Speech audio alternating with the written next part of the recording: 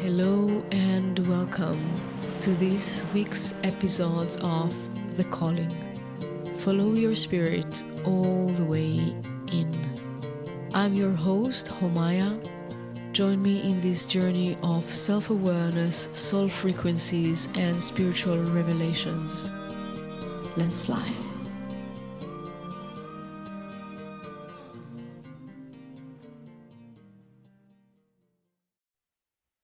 Hello, and blessing, beautiful people. This is a super precious episode.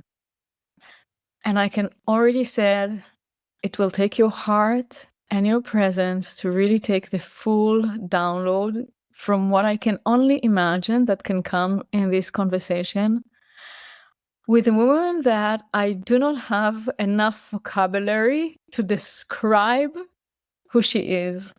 Melanie Ann Layer is a dear person to my heart, a mentor, a friend, a guide, an inspiration, someone so beautiful to walk by.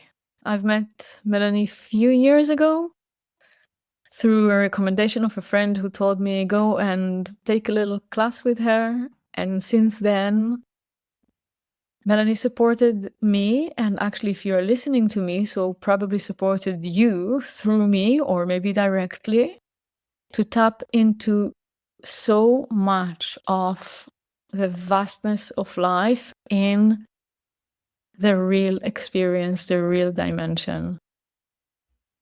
Melanie, welcome and thank you so much. What an introduction. Thank you so much for all of that and for having me. I'm so happy to be here. Thank you. So I feel that first, those who still don't know you,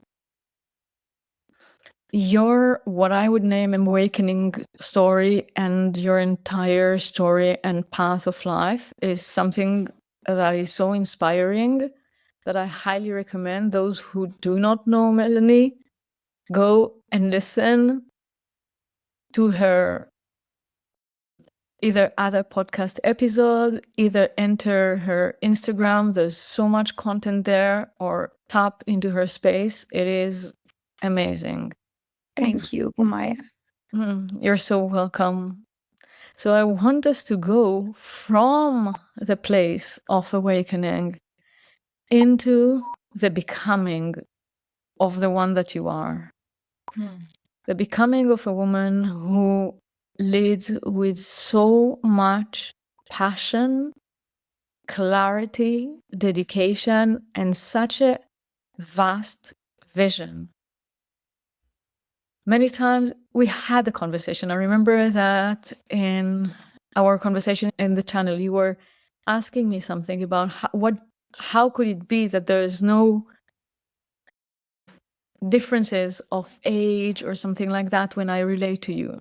And one of the things that I feel that is relevant to bring here is that I perceive you beyond time and space. I strongly perceive your immortal nature as tangible and present. Whoa.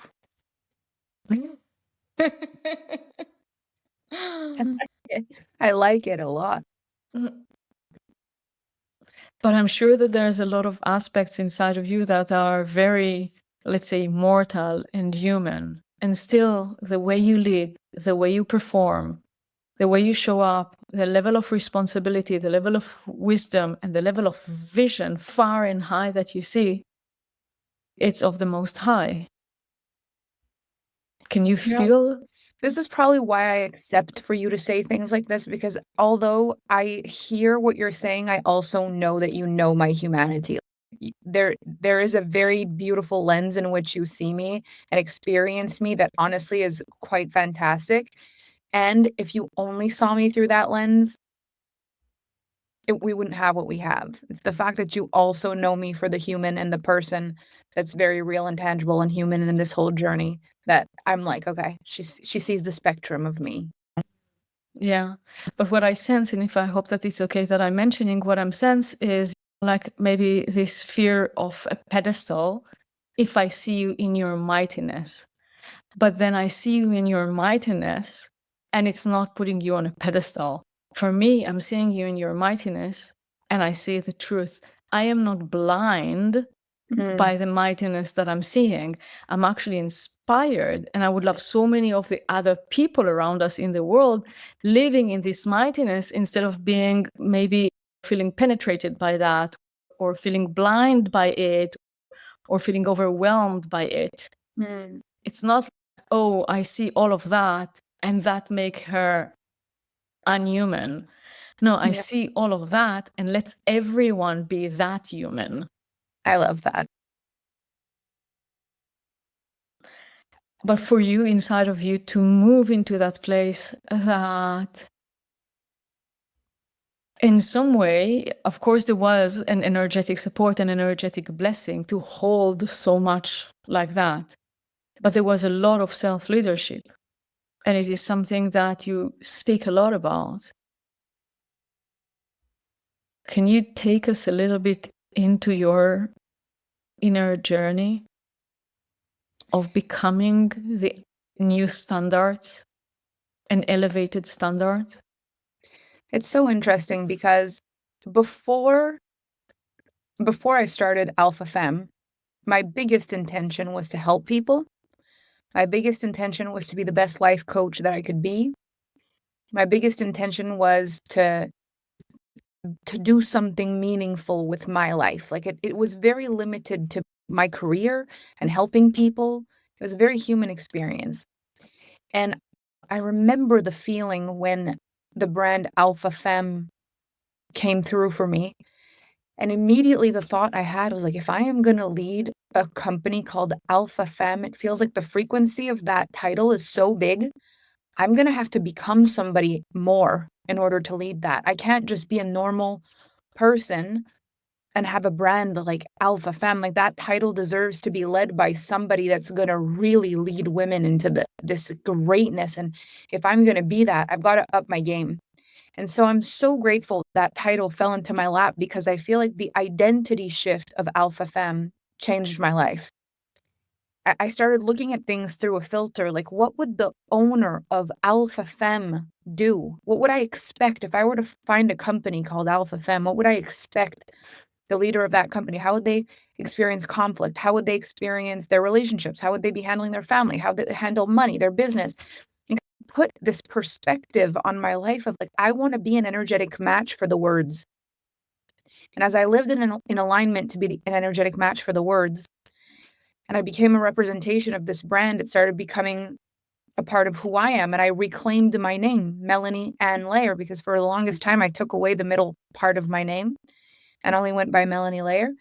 And when I reclaimed the middle part of my name, Melanie Ann Layer and Alpha Femme, there was something about just the feeling of those two frequencies that changed my focus about myself. I matter not just to try to matter, but I matter, meaning whether I do something or don't do something, that's a choice that'll impact the planet. If I become everything I was meant to be, that'll impact the planet. But if I don't become everything I was meant to be, that will also impact the planet.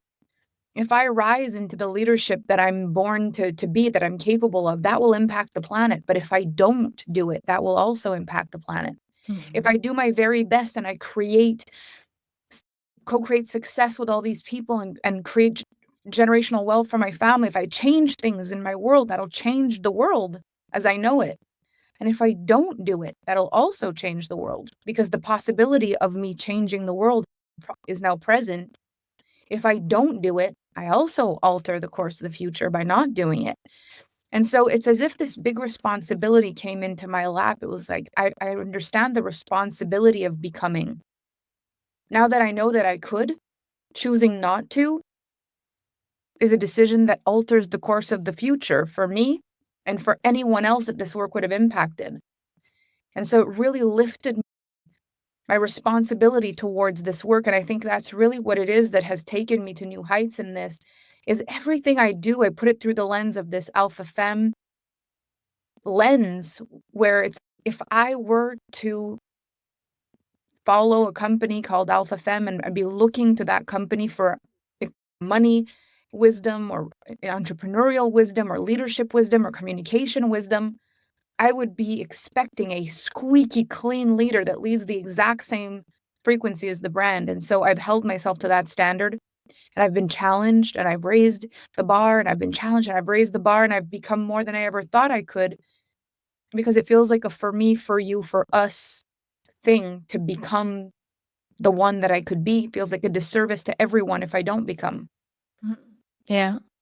And so when you're speaking about it, there's something in your presence, there's something in your, I can hear it in the sound of your voice even, that it is clear that, yes, you're doing it for me, in the sense of you're doing it inside out. Although you are describing, and I can see and I can sense, and I feel that this like self-navigation is such a powerful experience to, okay, this is where I want to go, this is the name, who am I becoming? But even to be able to ask this question, there is a willingness to drop the known.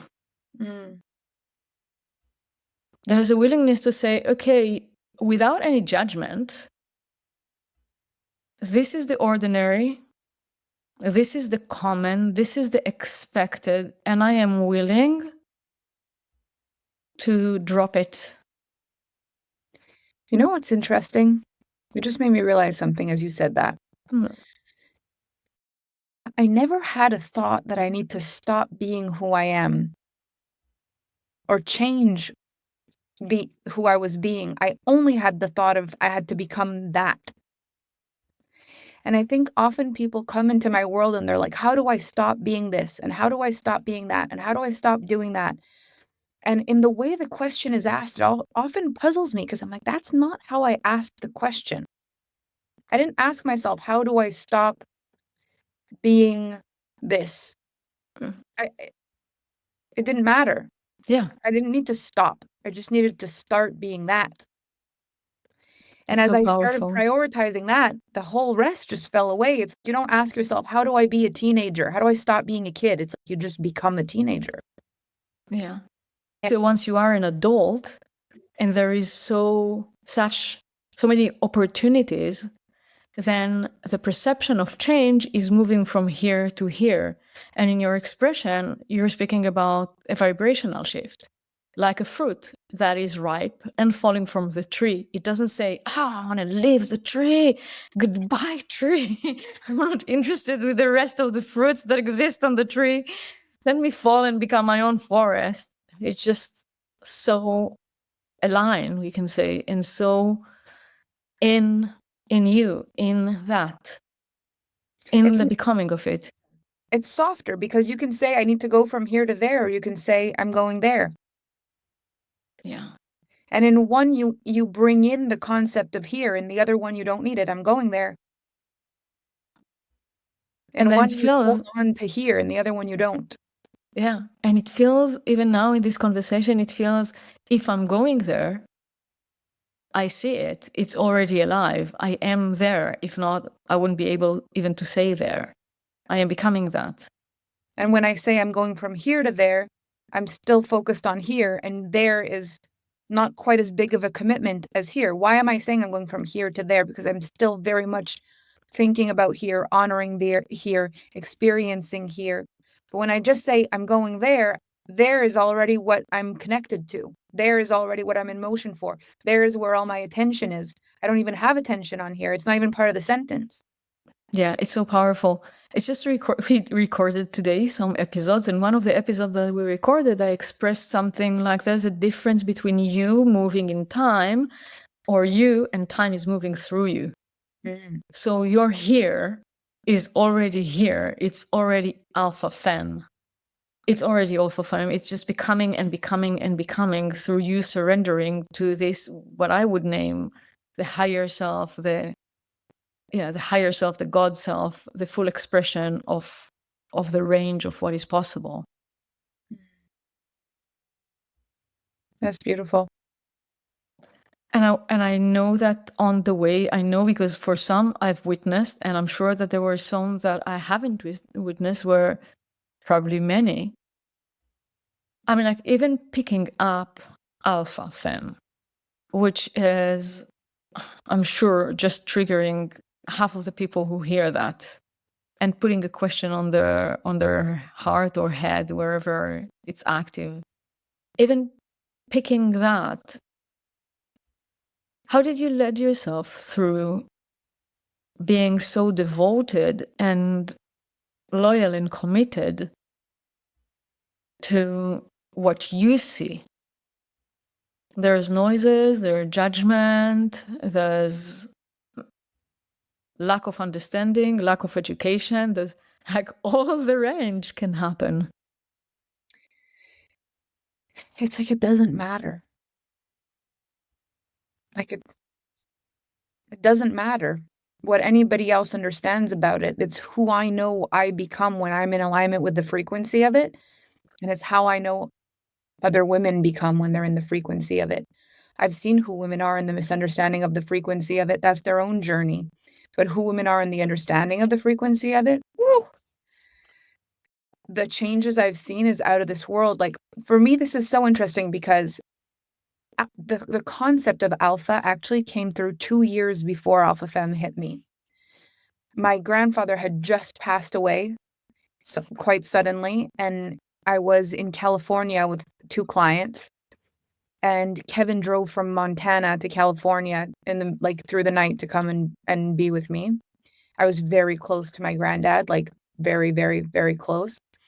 And he came this night, and at this point we were spending a lot of time apart. So we'd be apart for 2 weeks and be together for a weekend, and be together for 2 weeks and be apart, and then together and apart. We were used to this back and forth energy. And I hadn't seen him for almost a month when he came. And there was just something about his energy and the way he was, not just with me, but with everybody else. I just noticed people constantly asking him if he knew where things were, or he'd just open the door for people to say thank you. Kevin's 6'5.5", almost 6 foot. He's very, very tall, and he's got this energy of, I know where I'm going and I got you. Can't quite explain it, but I hadn't seen him in so long, and I was feeling very emotional, and I had cried a lot, so I was feeling very leaned back and open. And I was just watching him behave, and it's like the whole world was responding to him, and I just felt so proud to be his woman. It was just such an incredible feeling. And he sat down and I said, "If ever you decided to do the coaching thing, if you ever started a brand, I know exactly what it should be." And he said, "What?" And I said, "The effortless alpha male." And he was like, "Why?" I said, "I don't know. I just feel like you have this like leader of the pack energy, but you're not trying to lead. You don't look like you're tough. You don't look like you're pushy. You don't look like you're trying to rally the troops. It's almost like you don't even know you're doing it. You're just the leader of everything, and you do it like it's just so effortless." And so he ended up eventually creating a men's group called the Effortless Alphas, and the men's group was to really help men effortlessly be the leader in their life and stop trying so hard to push and push and push, and rather become more supportive forces of leadership. And it was such a beautiful brand. And I was at a client's retreat, and I was supporting her at her retreat, and I was talking about Kevin and his brand. And one of the women asked me, "What's the woman's version of that?" And I didn't think, I didn't, I just, it just came right out of my mouth. I said, "Alpha Femme." And when I said it, my eyes filled with tears. The group was like, and I was like, and the brand came together very fast after that. And it was like, that's the brand. But I already knew what the frequency of alpha meant. And the beautiful thing about Alpha Femme for me was not the leader of women, the one who tells you where to go, the one who tells you what to do. It was Alpha Femme, she who leads herself. The one who is self-led, like a wild woman and a wise woman howling at the moon. There is nothing that can deter you because you're the eye of the storm. You're the alpha, you're the leader, but you're soft and you're powerful and you're all the things that a woman is, but you lead yourself, you're self-led. And I knew the frequency of the concept the minute I brought it up. It wasn't just a word, it was an entire body frequency when I said it. And I've always said it's normal to be misunderstood when you're ahead of your time. I didn't come here to be understood. I came here to change things. And if the concept was already understood, what would they be for me to change? It's so powerful. Even listening to it, I heard that before. However, I'm listening to it now and I had like a full body shiver. Like I had to hug myself when I felt the intensity of it. But there's, as you said, there's in this Alpha Femme experience, there is this openness and this acceptance and almost lack of interest with anything logic. So let that fall from the sky. Like whatever needs to fall from the sky, let it fall from the sky. I will deal with it. I'm such a strong magician. I just can handle it. If it is falling here, it's for me. Yeah, I will find how to lead myself to where I'm going either way. And if I'm meant to lead myself through this, over this, I will. And this is the beauty of it is I think people who come up with brands that really are soul-led brands, they're not just ideas and concepts of like, this is what I should call my company, but it's more like the company comes through you and you're like, this is what I'm supposed to bring to the world. Mm-hmm. Like, I don't feel like Alpha Femme is what my company is called. I feel like Alpha Femme is what my company is. Mm-hmm. Yeah. And the beauty of that is that it's my job to represent the concept because I'll know I'll have succeeded in my lifetime when people know what Alpha Femme means. Of course, they don't know what it means at the beginning of the journey. It's my life's mission for people to understand what it means. That's my job. Yeah. More than understanding. Again, it's almost like my job is to recognize, to support others to recognize that inside of them, to allow it to emerge from what exists inside. Because if I see it for me, I see it for you. And when I started living by this concept, my whole life changed. Like everything skyrocketed. And so it's like the example to say, when I lived by this frequency, everything changed. And I am presenting myself to the world to present this frequency in money, in business, in spirituality, in love, in romance, in relationships, in communication, in leadership, like you name it, in social media, marketing, advertising, branding, selling. The frequency of Alpha Femme shows up everywhere. It exists everywhere. And my mission is to basically express this frequency everywhere that I can and model its efficiency. Yeah, and then we should recognize that by itself is phenomenal. Because you are mining in the mine of God. But you are. You say things sometimes and I'm like, doesn't me take a note of that? Like you're mining in the mine of God. I want to contemplate that for an entire day. Like that is so cool. The visual I got when you said that was like,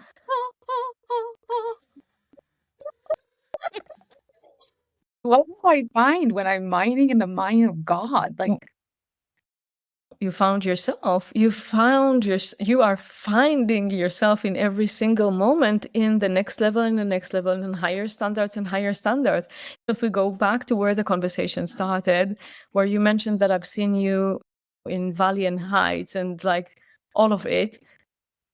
Yes. And this is part of the journey. This is the journey. The landscape wouldn't change, but the way we walk the landscape change. When I'm witnessing you and feeling you and also receiving this transmission when you're describing of what it means, I cannot avoid listening without having, of course, respect and honor and admiration and inspiration from, okay, your higher self is here. And life, there's height and lows because this is how it is. This is winter and summer, like all of that exists. Okay. And then there needs to come resources, needs to come. And those resources are coming from the fullness, the mind of God. Not the mind of God, the mind of God. The resources is there, the fullness is there. And in order to lead yourself to become and to be, and you are the Alpha Femme, and to become an inspiration, and also to allow so many people around you, like thousands of people around you throughout the years, to tap to it through you. This is what I'm saying. You're mining in the mine of God. You cannot have resources from here. Resource, right? You need to resource from source. Directly. What? I love this transmission. This is so good. You need to clip this piece. I feel like you're speaking for the collective right now. This is really good. Thank you. Oh, thank you so much. But then I feel that this is really important because, okay, so we already also, you and I, we had some conversation about like resources and energy. Where do you get the energy from? Like in past years where people were more connected, so we were having more resources coming from like, who's going to open the perspective? What is opening the perspective? Like how a human and a person is able to explode the limitation of the skull and really tap into frequency and be able to translate it. Yeah, I can take that many of it is natural for you, but it's still beyond the common. Yeah. And I feel that, honestly, like I feel that we shouldn't be embarrassed or ashamed or really to say to the person, you cannot, you can make this life just another life, or you can make this life just walk the walk, and this is it. Or you take yourself to the edge. And taking yourself to the edge is in so many different ways. One of the ways is tapping into a higher and higher perspective, which you are doing. I feel like there's just, I wonder sometimes why it is that some people are so aware that they're supposed to have these conversations and some just aren't. And or why in certain stage of our lives we may be completely not open to something like this. And what is it that opens it? Because I just think of who I was just 15 years ago. And if I even would have heard a conversation like this, I would have been like, I wouldn't have even heard it. It would have just felt like two people talking about something that it doesn't make sense. And I feel like often that split in the world is so clear. Like the people who just want to be in their humanness and just want to live, they've got their common problems and they've got their common issues and they've got their common things. And like, there's nothing else that they really want to bring in. They don't want a higher perspective. They don't want a higher communication. They don't want a higher thought. They don't want any of that. They just want to be human and deal with human stuff in a human way. And it's like, there's absolutely nothing wrong with that. But then once you scratch the veil, Just a little bit. there's just like a little, it's almost like there's this opening and it's almost like the twilight zone opens up and you're like, wait a minute, what am I doing? Like, why am I living like this? Why am I thinking these things? Why am I addicted to this phone and the drama and the likes and what is it that what am I really doing? What do I really want? What have I done with my life? What am I going to do with my life? All of a sudden this whole other world opens up. And then there's two kinds of people. The people who are trying to figure out how to go from who they are on the side of the veil where they are to how to get into what they're seeing of manifestation and prosperity and abundance. And it's like, I want to go in there. How do I go from where I am to going there? And then there's the other people who will just literally scratch a hole in the veil and all they care about is getting there. It's not a question in their mind of how do I get from here to there. They're like, I'm going there. I'm already there. I'm there in my thoughts, my feelings. I'm obsessed. Like, this is where I'm going. Yeah. And I feel like this is where sometimes the gap in the human experience is so big because there's the people who aren't even aware there's a veil. There's the people who are noticing that there's a veil, but don't even know what the veil means. There's the people who started scratching the veil and think everyone on the other side of the veil has lost their marbles. There's the people that are on this side of the veil. Suspecting the veil. I see the veil, but is it really a veil, or maybe I'm not seeing so well? I like that. They're just not, they're suspicious of the whole veil. Am I seeing things? What's happening? And then there's the people who scratch the veil, see what's on the other side, and spend their entire life wondering how they could possibly get to the other side. And then there's the people who just, the minute they see there's another side, they just go the other side. And there's so many different versions of it. And there is no right, wrong, good, bad. It's just like everyone is living their own experience of it. Yeah. It's always so interesting for me, having been on the other side of this kind of conversation now since really solid, I would say, since 2021. The kind of conversations in my world are just, it's just beyond. So like 3 years of nonstop conversations that I would have thought nothing of just a decade ago. It's like how fast your whole reality can change. Yeah, in a second, in a day. I didn't think love like this was possible. I didn't think money like this was possible. I didn't think success like this was possible. I didn't think respect like this was possible. I didn't think visibility like this was possible. I didn't think transformation like this was possible. I didn't think purpose like this was possible. I didn't think passion like this was possible. I didn't think self-concept of me in this way was possible. This kind of relationship to my identity, my emotions, my communication, my language, myself, everything has changed. Into the truth. Into the truth. Into the wholeness. Yeah. It's so powerful. It's so powerful. I agree with you. We cannot know why it's like that, why people are waking up, why people are allowing themselves. But still,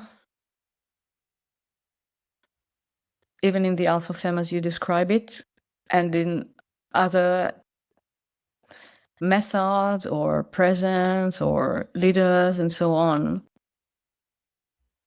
we're here also to direct and to open the gates for this dimension of life experience to be more and more common and allow people at least to be inspired. I remember I had a conversation with a friend of mine, and we looked at a person that became a millionaire and a multimillionaire.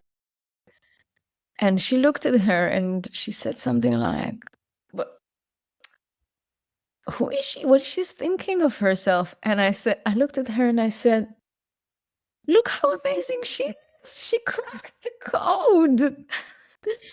Look how sweet." All I could see is like the sweetness. All I could see is like I could smell sweetness. I could smell freedom. I could smell the joy. I was like so, and she was like, that is something that I've always really admired about you. And at first, it was really shocking because I'd never met anybody like you before.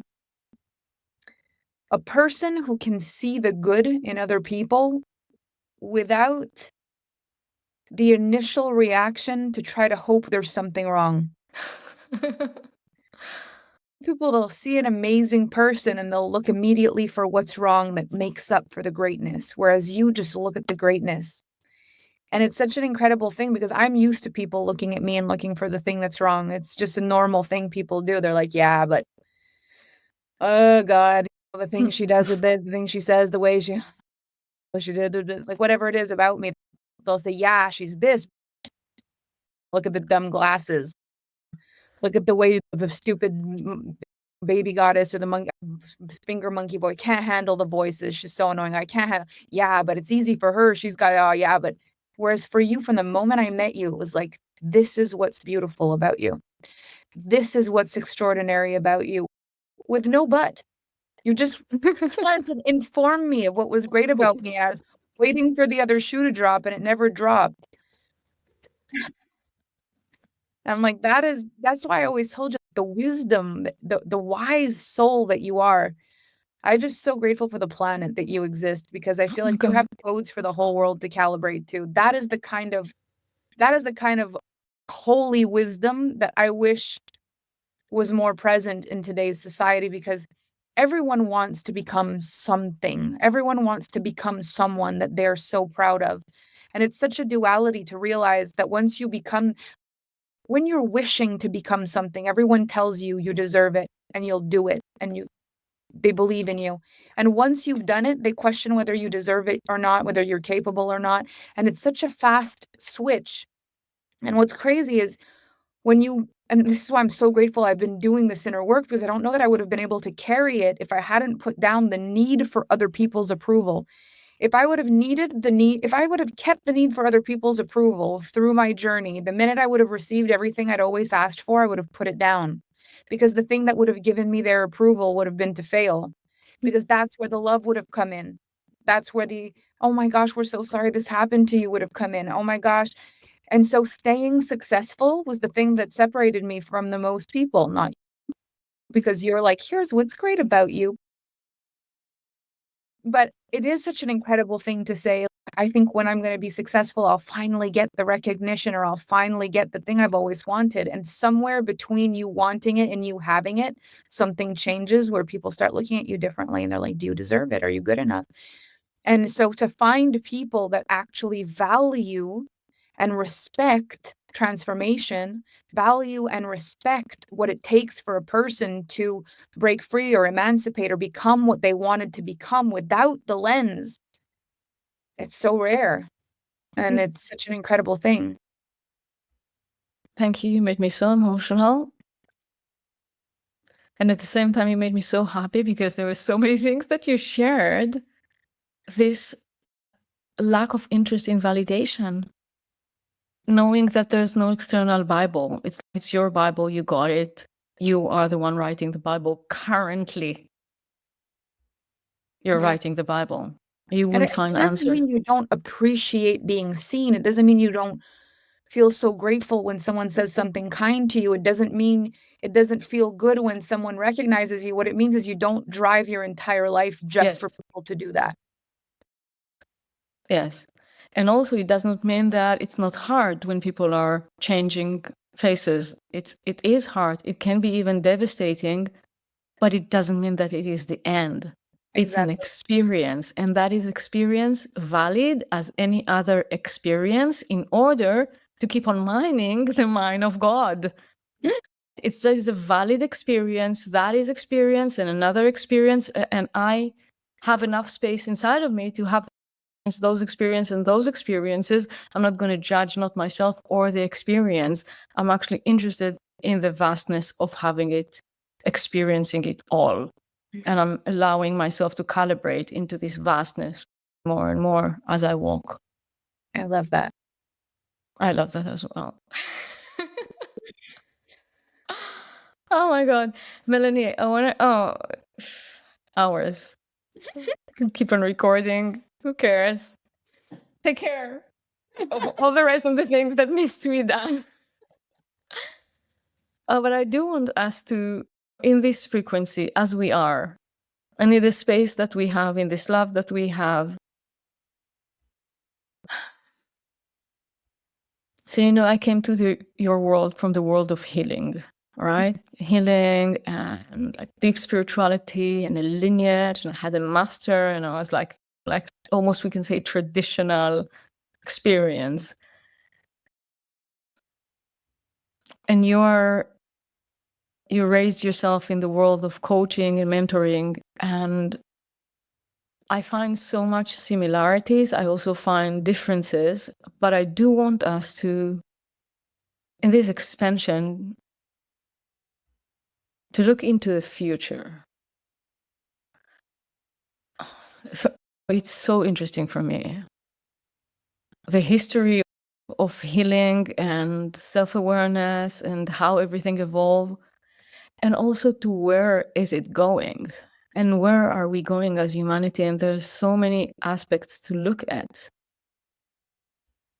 And when you are in such you're trailblazing, I like trailblazing. Sometimes, excuse me, I'm going to say that as well. Sometimes you say trailblazing and you have this image of one driving in his car in an unknown land. But with you, it's no. I'm not trailblazing. I'm actually now building another planet. Trailblazing, too small for me. I love that. So when you see where we are heading, like when you look a little bit further ahead, do you have some insights, some vision that you would like to? I realized throughout this journey that people really love the sound of personal development, the sound of spirituality. They love what it sounds like. They love hearing about it. They love saying it. Getting tan. Do you remember we spoke about it? Get Getting tan tan by the light. Yeah. And I think that it's become a little bit of a trend to position yourself in a way where you know things and you can speak about things without actually going into the deep representation of what really knowing those things would mean. And so my feeling is that there has been a very long season for human beings of people preaching a word Mhm. and having a profession where preaching a word was enough. And what we found throughout the years is a lot of the people who preached the word did not live by the word. And so I think that what's actually happening right now is like a spiritual and also very human conflict about who is actually meant to hold these concepts, who is actually supposed to lead these concepts. Is it just because we can talk about them that it's our place to do it, or are we actually supposed to live by them? And I just think that now with artificial intelligence, like you could write an artificial intelligence book about spirituality, it'll write the whole thing for you. That doesn't mean anything.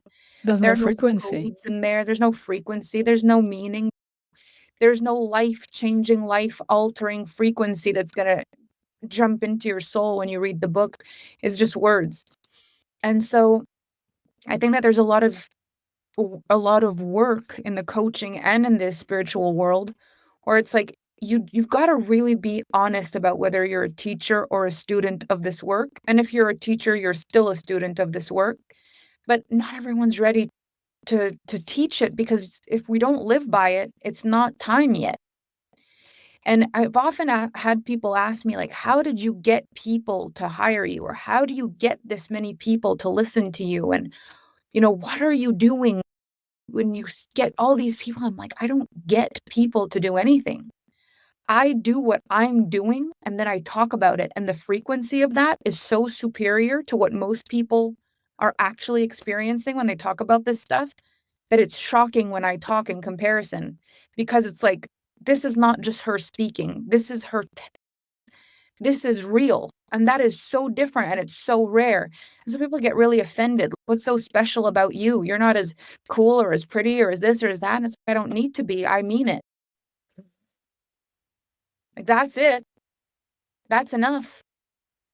So live by it. Don't worry so much about if this is really your journey, this spiritual teacher or a mentor of extremely powerful concepts. If this is actually what you're going for as a profession, your job is to live by it and to really accept all the assignments that come from it and to learn to conquer yourself and to learn to conquer all of the human experiences and the emotional and spiritual repercussions that come with deciding that you're going to lead this work, not just talk about it. And I think that's the future. It is just going to become a little bit more difficult to be known as a real force in this work unless you're actually living by it. People are going to just tell, like, oh, this person can talk about it, that person lives by it. I say There's a that. difference between God, Jesus, and the priest. There's a difference between the person who speaks the word and the person who lives the word. And it's the journey of becoming someone that I will actually believe is worthy of some of the things people say that I am right now. It's going to take me a whole lifetime and I might not even get to the point where I'm like, yes. Still now I'm like, I'm still figuring it out. I'm still human, but the frequency is so high because I live by it. But will we ever be fully the one? That's a life's journey. Just because you understand the concept does not make you there yet. And I think that humility and that thing that you're a teacher of this work, but you're a student of this work and you live by it every day, and you don't expect that everyone should listen to you because you're perfect at it. But you know that you are the embodiment, the truth of this work. Like, that's the frequency. Somewhere in between the most true and honest human you can possibly be, that you're not this immortal, that you're still a human, but that you're living by the concepts as though God asked you to personally, Mm-hmm. and not just when Totally. people are watching. And I just feel like people are going to get to Especially, feel that. That will feel the difference. It won't be possible to just look like it anymore. yeah. Yeah, I feel especially when people are not watching. Yeah. That can be sin. Especially if you are like that when people are not watching, then they will grasp it, even if they cannot explain it, because their eyes are already so distorted from alternatives and illusions and fake and copies. Maybe they wouldn't get it, but their heart eyes will. I can't remember who says this. It might be Jim Rohn, but people get rewarded in public for what they do in private. Strong. So, and with the social media era where everyone's like, look at what I'm doing, trying to be rewarded in public for things they do publicly, it's so much more effort. And so I think it's just, if you can really take away from this conversation, it's not about what it looks like. It's about what it is. It's not about whether it looks like you've got it. It's about, have you got it? And if you haven't got it, are you studying it? Are you deepening it? Are you living by it because it's important that you've got it? Or are you just positioning it so it looks like you got it when you don't? It's the truth. There is no frequency more powerful on earth than the frequency of truth. You know when you're living by something. And there's no guilt or shame in it, because the work we're doing is real, incredible work. And it's not about like, oh, I'm better than you because I live by it. It's, I live by it, so I live by it. There's no better. It's just, if I'm gonna live by it, then I'm gonna teach about living by it. My frequency will probably be a lot more solid than a person who learned about it and is teaching it from hearing about it and liking how it sounds. So you go deeper and deeper. But the deeper you go, the stronger the tests are. Because if you're really gonna live by it, then we got to test that you actually know what you're talking about. If you're a leader, then let's test the leadership. If you're a lover, then let's test the love. If you're a healer, then let's test the healing. If you're, whatever it is that you're here to do on the planet and you think you got it, let's test it to see if you got it. And I have been tested over and over again. Gazillion times. And I'm like, if I haven't got it, I want to know, because then I've got so much further to go. And if I do have it, I also want to know so I can celebrate my growth. So really bring it on. Yeah, I want to speak into this testing experience just to clarify something, also share my perspective about it. I don't feel that there is an external universe who is testing us. What I feel is that we're being presented with an alternative in order to stretch our spiritual muscles. And it feels like a test because we are asking ourselves, are we going to make it? But it's like it's an opportunity, it's an invitation to stretch your spiritual muscles, to stretch your personal power. I feel that this is the same description of what you are describing as a test. And I feel that for me, it really supported me in my journey to understand that there's no way that I'm failing in any test. There's just a stretch that I can stretch. How much am I stretching? How much am I expanding? How much am I integrating? How much am I becoming? How much am I embodying? That is the degree. There's no failing here. It's just another opportunity and another opportunity because you've already been chosen and you accepted it. You follow the calling. That's really beautiful. My experience is that there's been a lot of failure on my journey. And the failure has not been bad. It's been really important. But I've had to, for me, and I think that the beautiful thing about these journeys is that we all have an experience of them, then we can guide people through our concepts and we can guide people through our lens. But when I talk about testing, I'll tell you where this comes from for me, this word, and why it happens like this. About 17 or 18 years ago, my brother was going through school as an engineer, and one of his tasks he had to do was build a bridge. He had to build it all online, and then this was basically a mock-up for a real bridge. And he was really proud. He got great grades for it. And he shows me this bridge, and I'm like, so this is on a computer. How do we know that this bridge will hold? And he says, we have to test it. And I said, how do you test the bridge? He said, you apply more weight onto the bridge than would ever pass on it on a daily basis. And you'll basically compound the weight of the bridge to see if it'll move or if there's any kind of wobble whatsoever. And then if it can withhold the pressure and the weight, then as many cars or people could pass on it for decades and decades, it'll withhold the weight. And I said, and what if it doesn't withhold the weight? He says, then it breaks and you're really grateful that it was the weight that broke it and not the people or the trucks. Yeah. Later on my journey, I had experiences where force was applied onto me, onto my heart, my soul, my spirit, and I cracked. And the thought that came through for me is leaders are like bridges. They needed to be tested first before the people could walk on the bridge.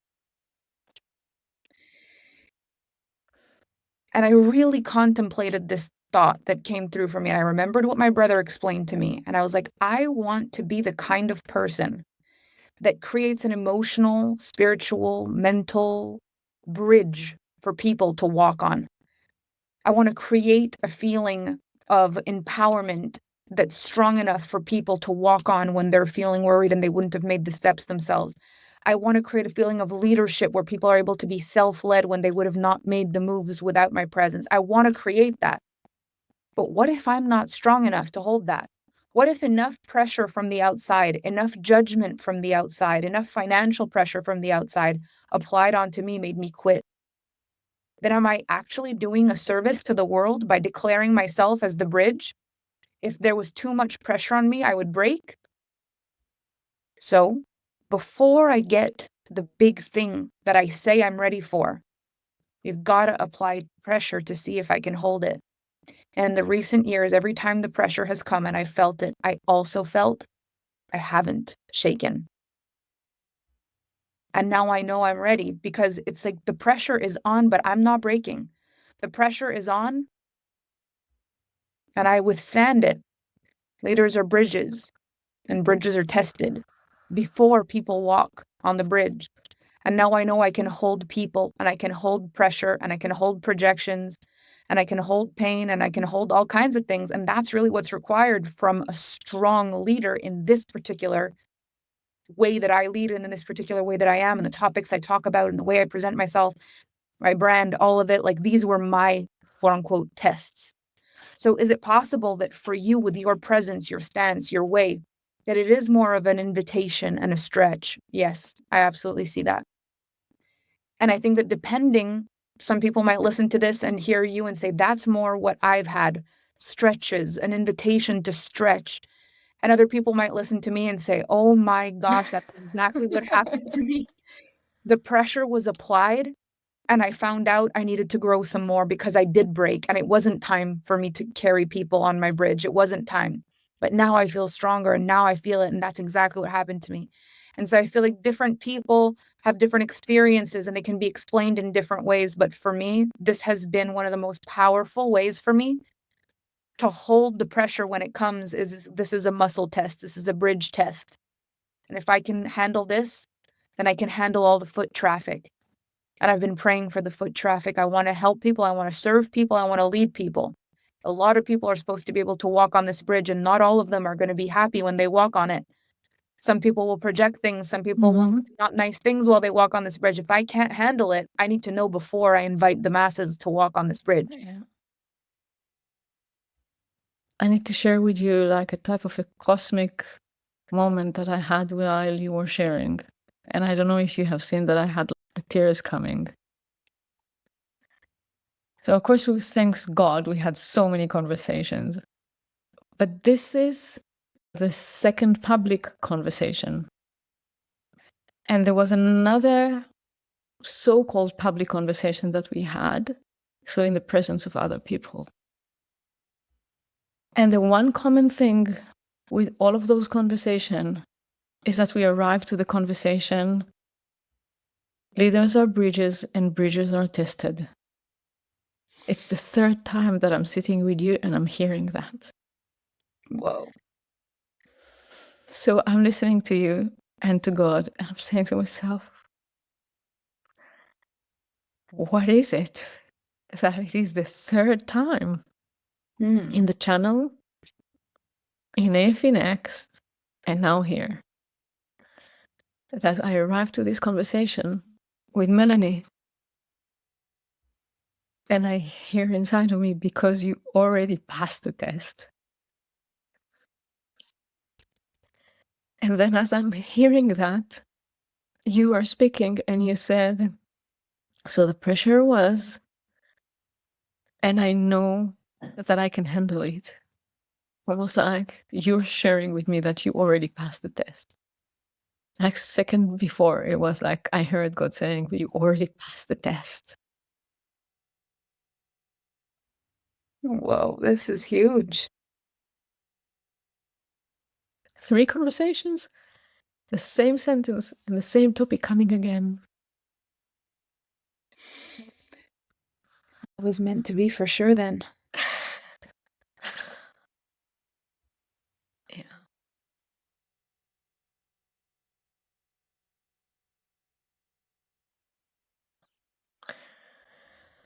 Yeah.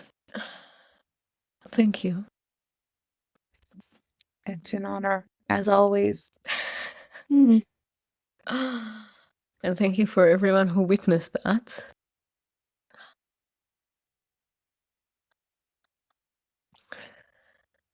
I had probably to knock on my door to that extent. Like, I do admire everything that happened in this conversation. I think it was an epic conversation. I'm so happy that people are witnessing it, but I felt that I received such a massive download.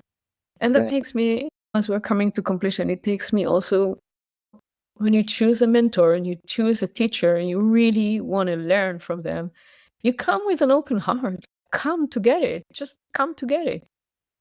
Yeah, that's really important. It's going to find a way to come to your head, even if you are like...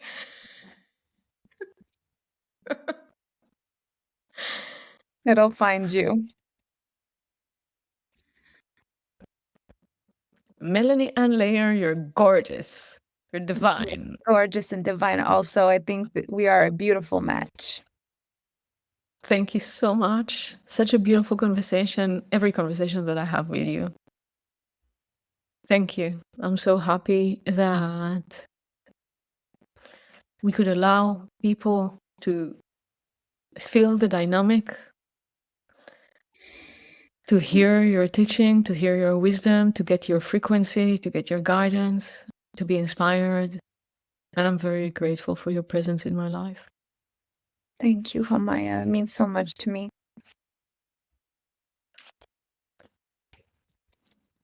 Thank you for having me on. Such a pleasure.